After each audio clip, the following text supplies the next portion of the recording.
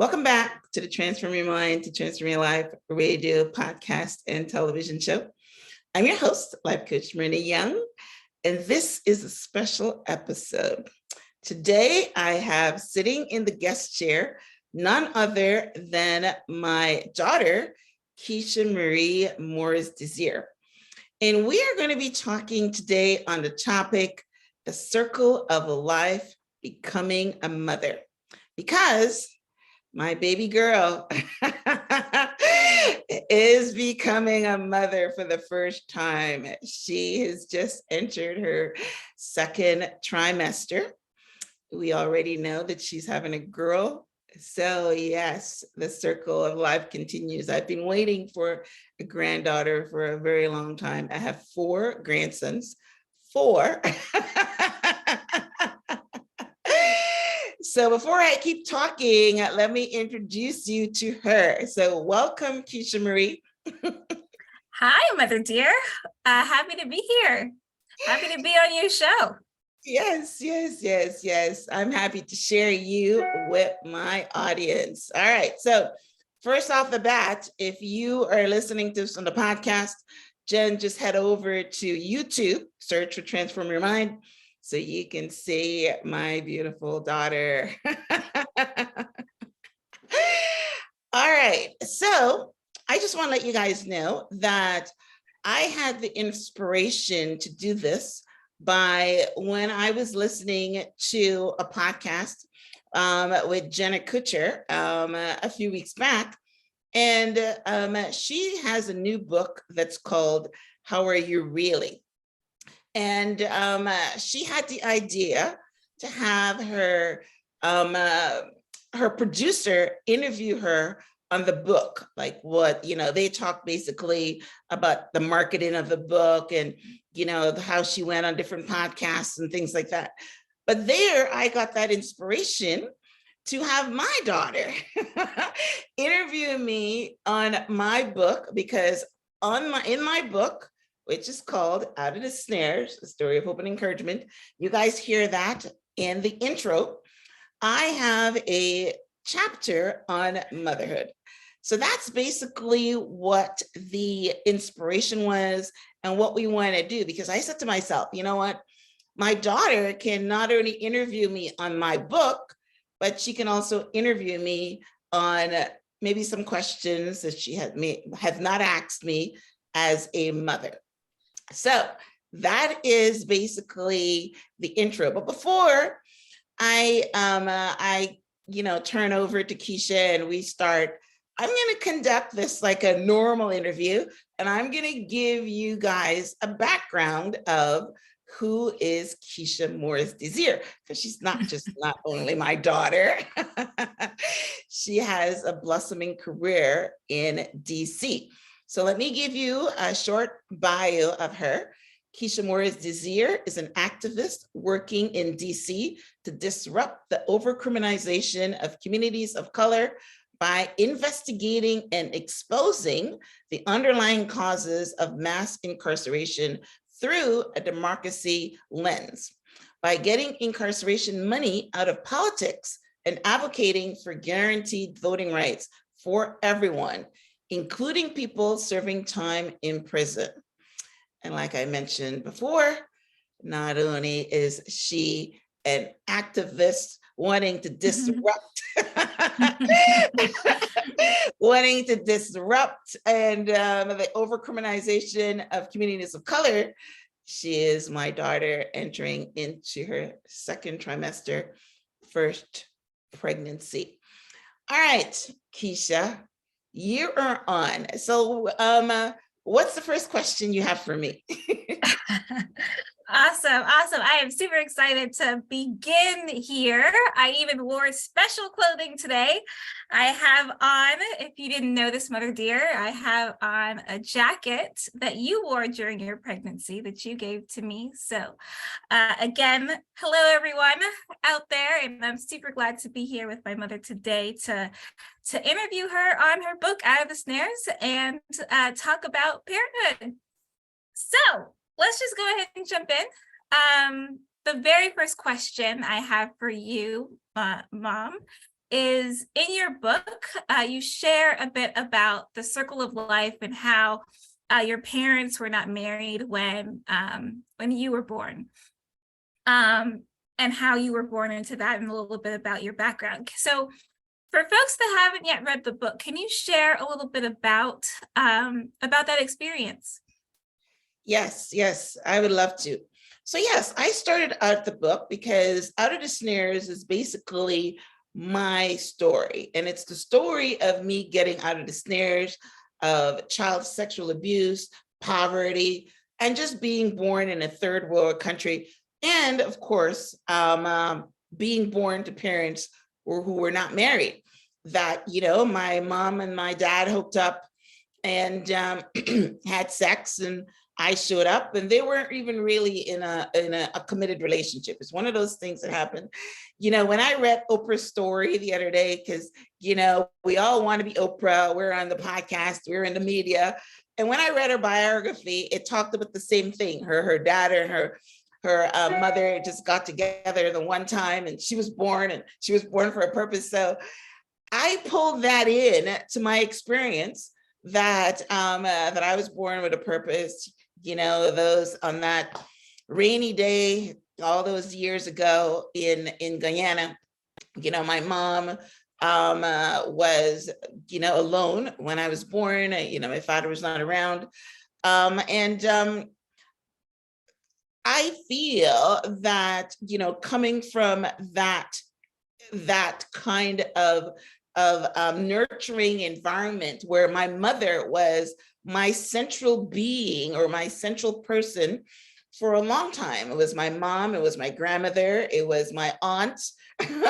So these are the people that kind of raised me. And, as I got a little older, my father came back into my life. But yes, I learned everything that I know about motherhood from my mom and my grandmother. And my mom is an amazing mother. She had 4 children, and she basically single-handedly raised them all on her own, because the men were not around. She was that unfortunate that, they keep leaving. So the good news is, and then I came about and did almost the same thing. Me and Keisha's dad, broke up when she was 5 years old. So I have been the most influential person in her life. And I took that very seriously, as we're going to get into a little later about, my views on motherhood. So that's basically, my introduction to motherhood, my mother, my grandmother. Any questions you have there, daughter dear? I do, actually. I do. As you're speaking, I'm thinking about my work, right? And I'm thinking about what usually breeds, or is usually the crux of Black families being involved in the criminal justice system. Thankfully, none of your brothers and sisters, or you that I know of, have been involved in the criminal justice system. Have been involved in the criminal justice system. And I just want to know, what do you attribute that to? Because often we do hear of Black families that come from quote unquote broken homes where fathers aren't in the picture. We hear that, they get involved, they go down the wrong path, or, they get involved in the criminal justice system somehow. So what do you attribute that to? Excellent question. And I've thought about this a while now, not in Guyana, because in Guyana, we all left. I left Guyana when I was 17 as the oldest child. My brother, he was, 14, because he's 3 years younger than me. And then my sister is 5 years younger than me. So she was 9 or so. So, we weren't old enough to get into any of the criminal justice in Guyana. But when we were living in Toronto, Canada, we actually lived in the projects. And I have always wondered why my brother or myself, or not really myself, because I got married very early at 17, just a few months after I came to Canada, I got married. So I wasn't really living with my mom in the projects, but my my three brothers and sisters were. And I've always wondered about that. And the only thing that I can come up with was that my mother loved us and she was there. And even though, I was speaking to her a couple of weeks back, and it was really interesting what she said. She said to me, I had y'all, that's how we speak. She said, I had y'all to look after and I took any job. I didn't sit around and say that this job, I'm too good for this job or whatever. She said, I worked because I had you guys to support. So it's not like she was home all the time, but somehow, I don't know what it is, but my two brothers had never, ever been arrested. And yes, and they lived in the projects where it was full of crime. So again, I'm not saying anything about those mothers that are, that didn't have a father and their kids went into crime. But I'm going to say that in my experience, my mother was the person that prevented that. And I can't go back and pinpoint anything she did other than maybe allowed us to make our own decisions. She was never a hovering mom. Like I heard somebody called a mom that's a helicopter mom, that's always over you and hovering. She was never a helicopter mom. She allowed us to make our own decisions. And that's actually how I raised you. And maybe giving us the ability to make our own decisions, we made the right decisions. I'm on mute. Sorry, I was just going to say. All right. Thank you for sharing that, Mom. Yes, it's really helpful to hear that feedback. It was just something that I was thinking about as we go in. So yeah, I'm just going to turn it back over to you. I think you have a poem that you'd like to share. Yes, right. So in my chapter on motherhood, dear listeners, I start off my book talking about the circle of life continues, where I was born. And then I dived right into motherhood because it was something that was very important to me. It made me feel so special. And, I have two biological children.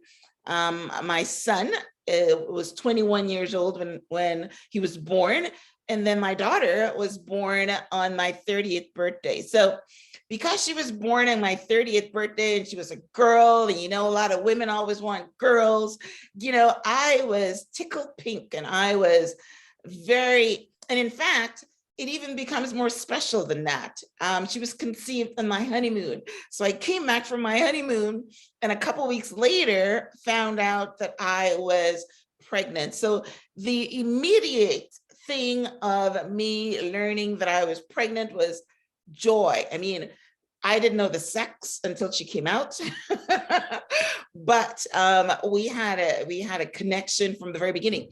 So yeah, so in my book, I actually wrote a poem that I want to read to you guys. And it says, my greatest blessing showed up on my 30th day of my birth, a bundle of joy born to this earth. 6 pounds, 7 ounces of joy, my birthday gift. Oh, what a toy. A little girl with curly brown hair, smooth black skin, with the face of an angel. I shed a tear. It was a love affair at first sight. She reached through my heart and grabbed my soul forevermore. God had given me the desire of my heart, a daughter to adore. Birds sang, trees swayed, the sun shone brightly, and the heavens opened up and poured out rain. My baby girl was here. Keisha, her father whispered, welcome to our world.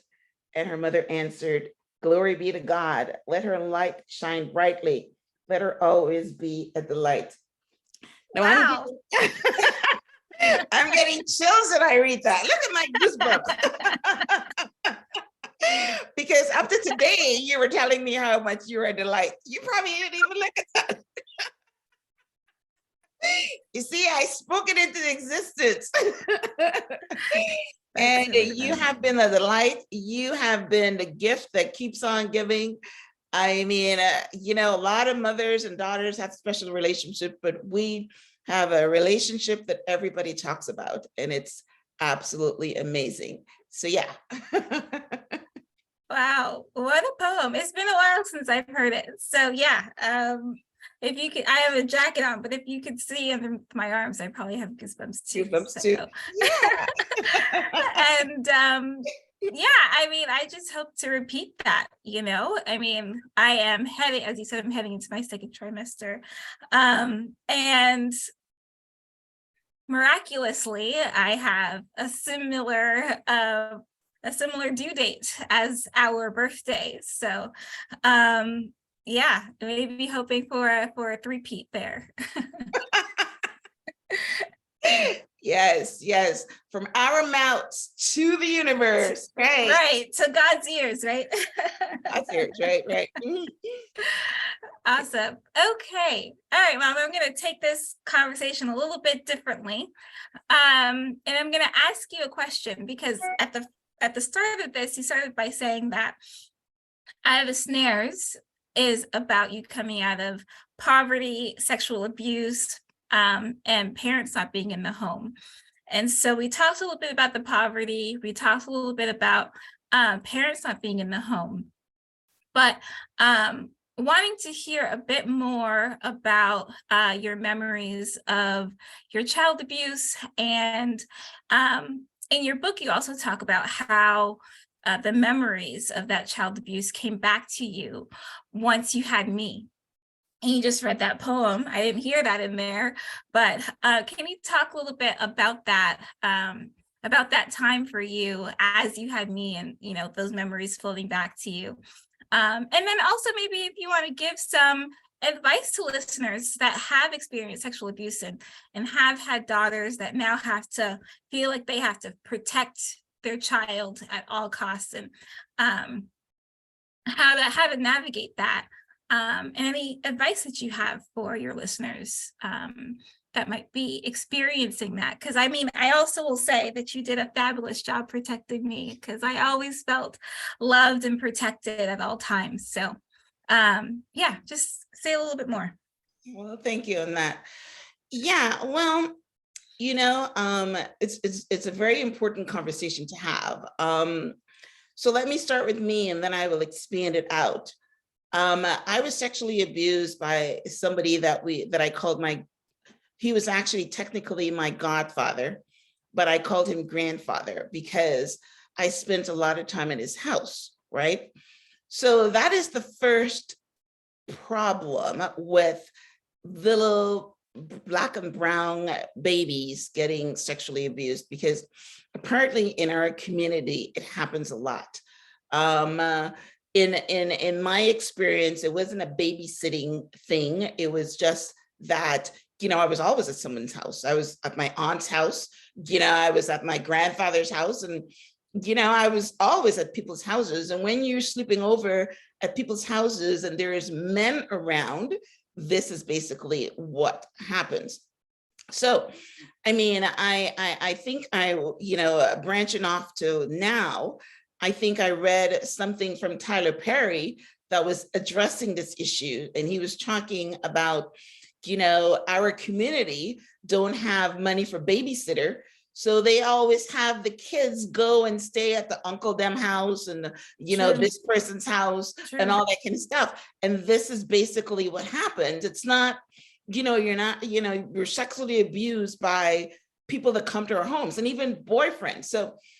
So getting back to in my situation, because this person was a loved one, and I really loved him because he showered me we were poor and he was rich. So he showered me with a lot of gifts, a lot of presents, treated me well, and I loved him. So when this experience was going on, I wasn't traumatized in any way. I mean, I didn't understand what was going on because it started when I was a very young age. I didn't understand what was going on until I started having boyfriends at 13 and realized, you've already had sex. These guys are going to think that you're a tramp, and that started my whole self-respect thing, which worked for me in my future because I was never promiscuous because of my background. So it wasn't very traumatic then. I just, hey, I had the permission or the authority to stop it when I recognized that it was wrong. So I stopped it. There was no big problem. You know what I mean? But then when you were born, something that I had buried came alive, and it was very traumatic. And, I stopped wanting to have your dad touch me. And whatever was buried there was coming back up. I mean, and it was an unusual response. And of course, I never went to therapy or anything. I just worked through it. But it started my vigilance of making sure that that never happened to you. And my vigilance came with, making sure that if I had boyfriends, like I said, your father and I split up when you were 5 years old. I made sure that anybody that I'm bringing to the house, that I would, make sure I don't leave you alone with that person. Or, at one point in time, my sister was living with me and her husband started baiting you and touch anyway. And I immediately put a stop to that. When I heard that, I was so upset, because that is how these little things start. I don't know what was intention, but I mean, he was home during the day and I was at work, and somebody told me, oh, Keisha and this man was in the tub together and she was pulling on his thing. And I says, what? You're opening your eyes. You obviously never heard of that. But yeah, you put a little baby in a tub with a male, she's gonna pull that because she doesn't know what it is, right? So when I heard that, I put immediately stop to it. So, but these are the ways that you protect your girl children, boy children, because it's not only girls now, but you protect them by knowing who they're coming into contact with. And our world is becoming really, really, really messed up because women are now molesting boys. Tyler Perry tells a story of how he was molested by a woman, and I think even Terry Crews was talking about how he was molested, big, strong guy, and they were molested as children too. And I don't remember if he was a man or a woman, but yes, and we're directing this conversation to, our Black and brown community, but it happens everywhere, right? It happens everywhere. So how are you going to protect your daughter, Keshia Marie? Oh, that's a question. I mean, honestly, I don't know if I have really grasped the weight of what that means yet. I'll just know that I'll do my best. I will do my best. I'll do my darndest. I will be vigilant. I will listen to my gut. But yeah, and I mean, I have my husband, he is the biggest warrior. And so I know that he will also do whatever is in his power to protect his daughter. So yeah, I mean, I don't know. I feel like I'm at a very early stage of pregnancy. I don't even think that it's fully hit me yet because I don't look pregnant yet. And so I think I will take some notes from you, Mother dear, and do my best. Yeah, and that's basically all you've got to do. I believe that awareness is the most important thing, because the people that are sending their kids all over, and having them sleep over at people's houses. And one of the things that we find in this community, of sexual abuse is that the children don't tell. So the mothers or the parents don't even know what's going on until much, much later, right? They don't tell. So the only thing that you can do as a parent is make sure that you don't expose your kids to being abused, right? So, All right.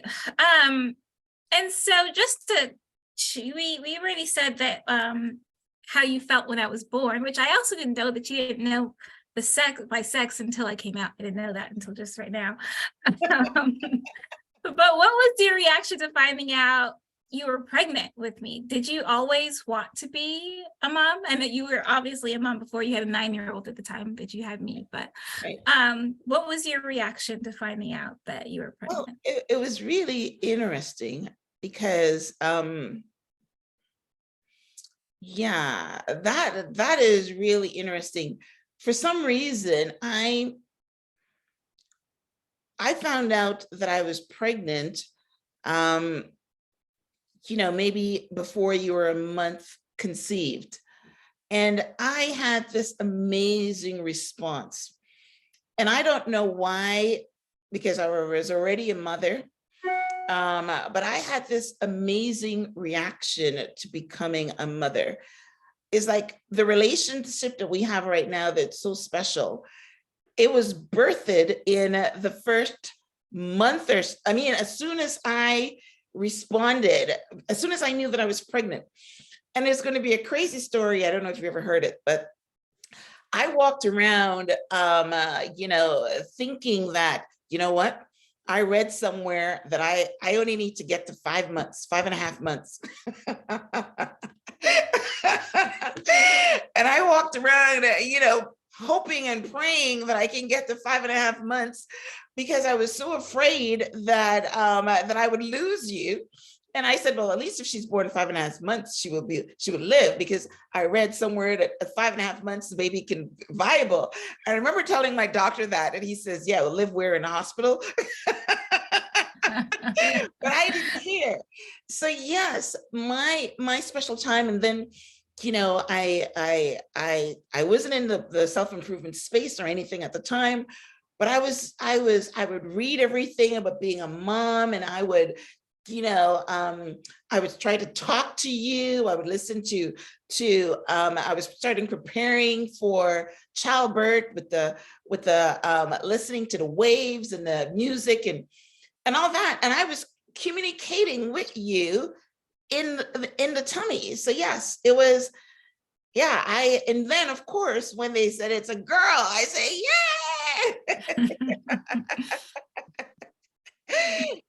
Yes. Back then, you can find the sex out when you have an amniocentesis, and for some reason, I didn't have that. You took a blood test and found out. By the way, I don't know if we mentioned it, but Keisha's having a baby girl. Yes, you did.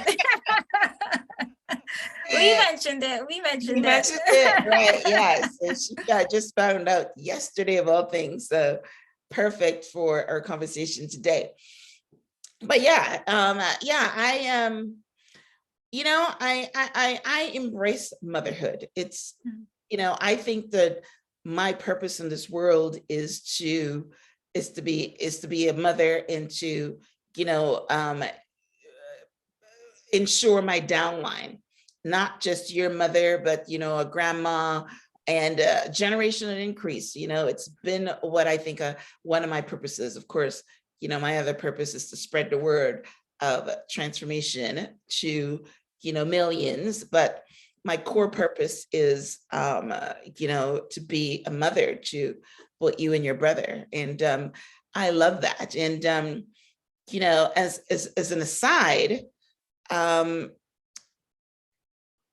haven't read Michelle Obama's book, but she has been going around, doing interviews on her book that just came out. And I know she talked about her problems being in menopause. And I will tell you that I responded very, very negatively to being in menopause because that means I can no longer be a mom. And it's something that, women experience. So it's, yes, being a mother is very important to a lot of women. Yes. Yeah, absolutely. And I don't know if you want to just go into, how you just mentioned a little bit about it, how your purpose is being a mom, and things that you taught me as a child. And I just want to turn it back over to you. Okay. Well, yeah. So, again, in my book, I share my views on motherhood, and I believe that motherhood, that you're a role model for your kids. I remember you were always watching. Mhm. I mean, I would be, it was an incredible thing, is that you didn't feel comfortable unless you're in my presence, watching and listening, right? Watching and listening. And mothers or fathers, your kids are always listening, they're always watching. So you can't say, do as I say and not as I do. You've got to do it, you've got to walk the walk. So I was a role model to you, and I taught you things. Like I said, my mom taught me to make decisions for yourself. I remember as early as 5 years old, I would ask you, what do you want to wear? And I made it your decision of what you want to wear, or maybe what you want to eat. You know what I mean? I started teaching you to make decisions for yourself, because what happens when kids get to teenagers, they don't know how to make decisions for themselves, and the peer people make those decisions for them. So I started out like that. I taught you the importance of education immediately by buying one of those children's scholarship program, and I put it on your wall, and I said, you're going to go to college.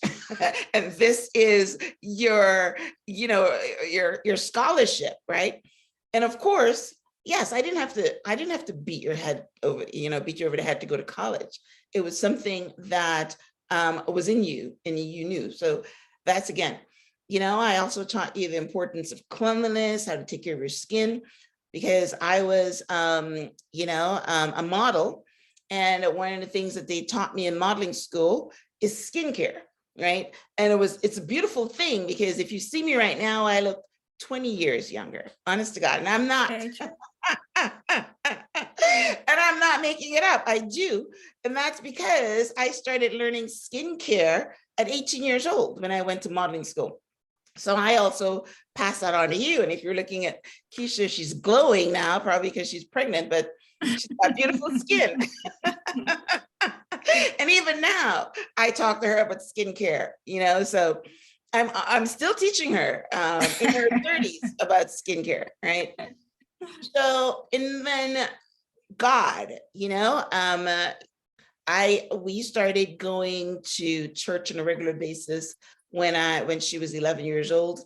I've always been in the church, but when we lived in Toronto, it wasn't something I went every week. We would go once in a while, maybe Christmas and the times when Christians go to church, like 4 times in a year, Easter. Easter, Palm Sunday. Yeah. Right. Those type of days. But, when we moved to Fort Lauderdale, I got deep into the church, and, Keisha was 11 years old, and it was a very good time for her to learn about God and to learn about spirituality. And it was perfect because she was a preteen, and that basically changed the trajectory of her life, because she became a spiritual being, and she became someone that knew about her purpose and things like that. So those are the things that that I taught her. And of course, about relationships, I've been in a lot of them, and I kind of teach her what I know about it, about relationships. And I always had this visual in my head of, like, I'm a stork and she's a little baby bird with a beak open, and I'm like just pouring into her. So I'm just pouring into her, into her beak. But all right, now before I forget, Keisha mentioned that she's wearing a jacket that I gave her. And it's very important that I mention that because when I was pregnant with Keisha, I was a salesperson for selling computers. And I was very good at my job, and did very well. And but for some reason I didn't like, the common thing right now is for women to go around with their stomachs open. I've seen women where they've got a bra on, they've got something on the bottom, and the whole stomach is out. And that was what people are doing. I mean, I'm looking at Christy Teigen on Instagram, and even Rihanna. Every time you see Rihanna, her belly was out. But me, I was ashamed of that. So I bought myself a jacket because I didn't show very big. I bought myself a jacket that would cover that up. So I would cover up my belly. So after, Keisha was born and stuff, I didn't have a lot of chances to wear that jacket. So it kept really good. In fact, you look at it now and it looks brand new. And it is 32 years old. Wow. Yeah, that's true. Closer to 33, right? Because yeah. Wow. Yes. So how do you feel about your stomach being out there? Yeah, I don't know. I mean, I do feel self-conscious about weight and weight gain. I mean, even though I know I'm supposed to be gaining weight, I still don't even want to step on the scale and see the number. I mean, I feel very self-conscious about that. But yeah, I think I'll feel better when it doesn't just look like I'm gaining weight. Yeah, I don't want to say that, but it doesn't just look like I'm gaining weight just to gain weight, And I actually have like a belly. Subconscious of a belly. I was subconscious about a belly, right? Not yet, because I don't have one, so I don't think I will be. But yeah, when it comes, who knows? It's hard to get out of. For me, it's just hard to get out of the mindset of I need to be either losing weight or like stay thin or some, those type of thoughts that are usual and regular, and changing that mindset for a healthy baby. Yeah. Awesome. All right. So it looks like we're coming down to the end. We've had an excellent conversation. So let me ask you a question before we wrap up. What do you feel is the role of a mother, and how do you plan to embrace motherhood? Yeah, I mean, we've talked a lot about protection. I definitely think that the role of the mom is to protect their cub, so to speak, right? When you think you watching Animal Planet, you always see like the mother lion that is protecting her cub and protecting them from harm. So definitely protection is the role of a mother, to feed them, not only, actual feeding, physically feeding, but emotionally feeding their self-confidence, teaching them, raising them to be productive members of society, and teaching them their purpose, and teaching them to love God, teaching them how to survive in life, I think is really important as a mother and as parents, really. And to lead by example, as you said, kids are always watching. And so, you want to be able to not only say the important things, but show them the important things as well. So, and how am I embracing motherhood? I'm still learning. I don't know. I'm just a few months in. But yeah, I mean, I think I'm learning, I'm reading books. I'm working towards embracing motherhood. Yes. Yeah, something happens when you find out that you're a mother, because I know that you've always run around saying that you're not sure if motherhood is for you. That is very true. Yeah, you're not one of these girls that walk around thinking I can't wait to be pregnant. You were not one of those. But I noticed a change in you as soon as you found out you were pregnant. So tell all the up and coming mothers, what does it feel like to know that you have a baby inside of you? It feels weird. I mean, seeing it, hearing the heartbeat, seeing it via ultrasounds. I mean, it just feels different. Yeah, it feels different. I can't even really grasp the words to say, like, how does it feel to know that something living is living inside of you and living inside of your belly, right? Something that you have to care for and nurture and protect and, be worried for and scared for and love all at the same time. So, yeah, it's very humbling, maybe. That's the word.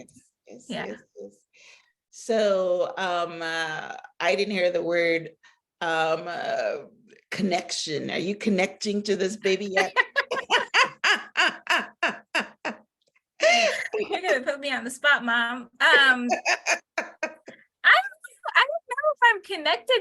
I don't know if I'm honestly, I don't know if I would say I would feel connected yet. Yes. The day that I found out that it was a girl, I did have the feeling that morning that it was a girl, even though all along I've been saying that I think it's a boy. But that morning I did say, yeah, you're a girl. But so maybe that's the connection.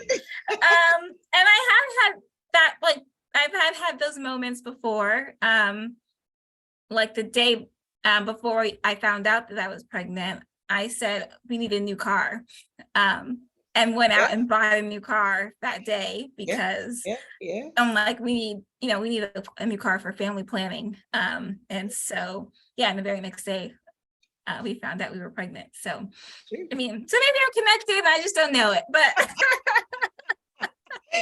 Yes, you definitely, she's sending you those signals. Yeah. Yes, amazing. Well, all right. Well, listen, Keshia Morris Desir, you did not disappoint. We had an incredible conversation. Thank you for, being willing to come on and share your birth experience or your motherhood experience with your mother, and talk a little bit about my book. So as we wrap up, guys, if you want to pick up a copy of my book, of course, it is on Amazon. It is called Out of the Snares, A Story of Hope and Encouragement. I am sending a lot of encouragement to Keisha right now as she starts her motherhood journey. And I am praying to the universe that this little baby is a miracle. And she is going to be a third generation, May the 20th baby girl. We are hoping. Yes. So listen, thank you guys for tuning in to the Transform Your Mind to Transform Your Life radio, podcast, and television show.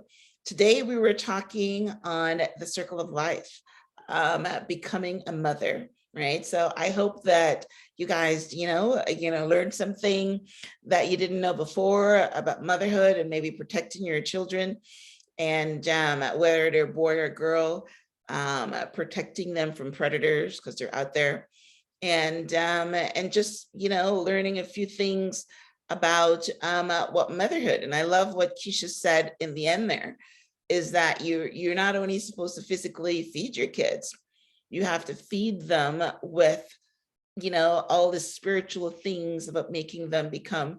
And she used something that I know she got from me because it's something I say a lot.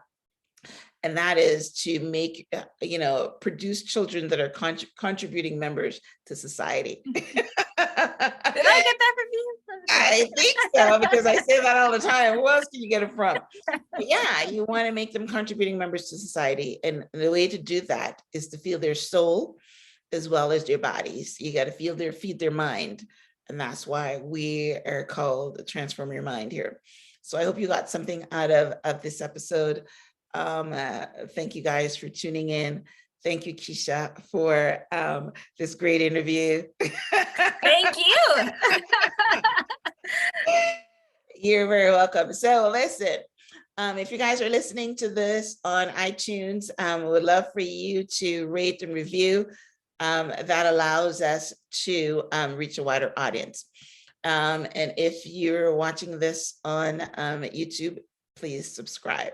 All right. So thanks again for tuning in. And thank you, Keisha, once again for being on the show. I appreciate it.